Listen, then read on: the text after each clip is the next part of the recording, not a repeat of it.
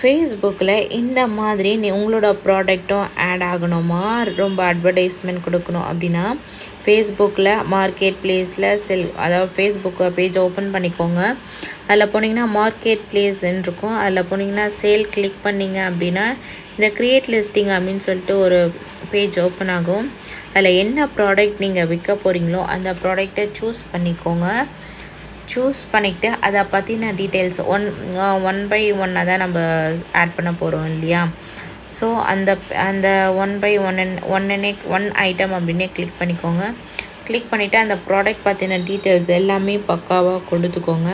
இங்கே பாருங்கள், நான் எல்லாமே கொடுத்துருக்கேன். இந்த மாதிரி பண்ணிங்கன்னா உங்களோட ப்ராடக்ட் ஈஸியாக சேல் ஆகிறதுக்கான 100% சான்சஸ் இருக்குது. நம்ம எல்லாத்துலேயுமே பண்ணுவோம், வாட்ஸ்அப்பில் அந்த மாதிரி எல்லாத்துலேயுமே பண்ணுறோம் இல்லையா. அதே மாதிரி இந்த ஃபேஸ்புக்லேயும் நீங்கள் பண்ணலாம். இதனால் எந்த மாதிரி மாறும் அப்படின்னா அது இந்த மாதிரி ஒரு பேஜாக மாறிடும். இதை பிடிச்சா லைக் பண்ணுங்கள்.